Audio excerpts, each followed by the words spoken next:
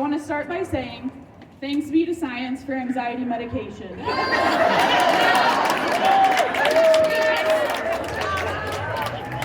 Hello, my fellow feminists.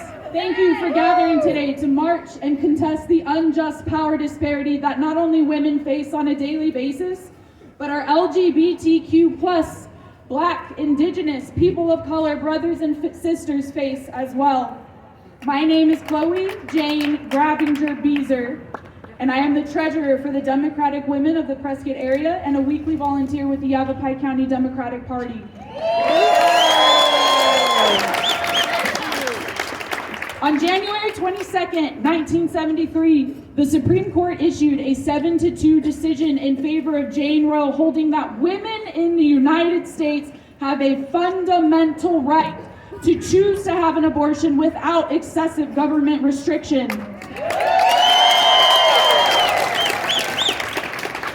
On June 21st of 2022, under a Democratic president, but with undeniably corrupt justices, some appointed by the current felon in office, Roe v. Wade was overturned, citing that the Constitution does not explicitly protect the right to abortion.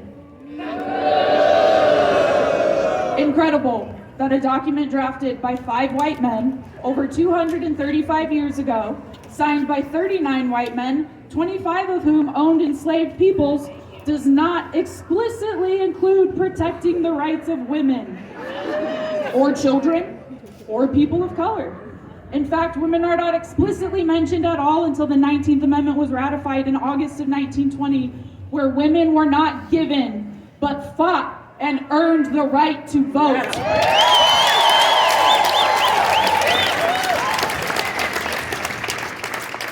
They said the overturning of Roe v. Wade was to make abortion a states' rights issue, make the government smaller, give the voice back to the people.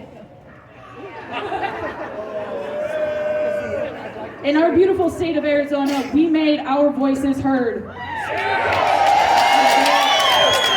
Just last year, we rallied together, gathered over 800,000 signatures to ensure that Proposition 139 was on the Arizona ballot. In a near 2-1 landslide victory, our state voted to amend the Constitution of Arizona to provide for the fundamental right of women to control their bodies.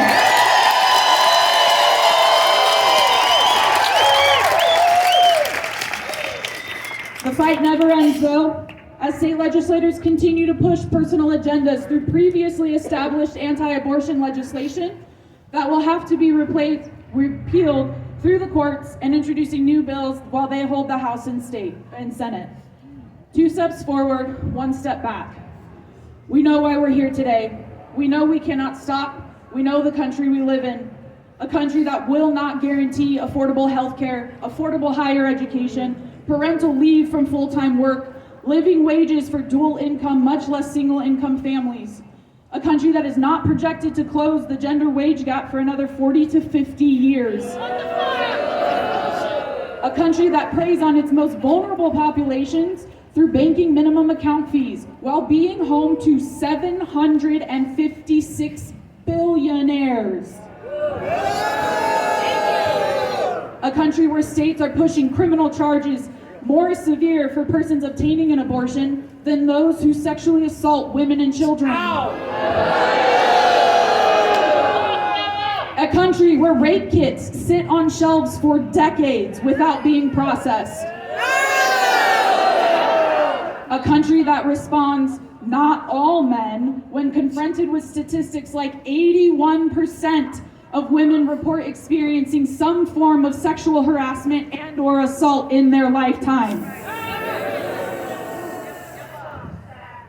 Today we stand together, strong, unyielding, and unapologetic in our demand for justice.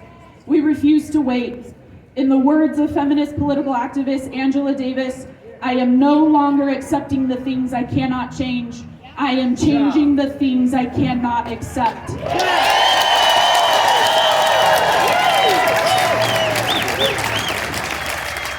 We refuse to accept a future where our rights, our safety, and our livelihoods are up for debate. We do not accept women's health care as a privilege. We demand it as a right. The right to choose is non-negotiable. Equality for all is not a distant dream, it is a current demand.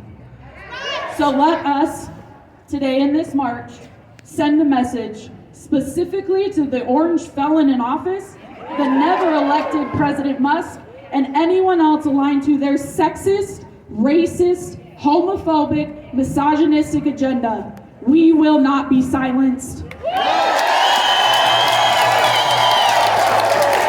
We will not be ignored. We will vote, we will fight, and we will keep showing up until justice, equality, and freedom belong to everyone. Because our voices are powerful, our movement is unstoppable, and together we will win. Yes.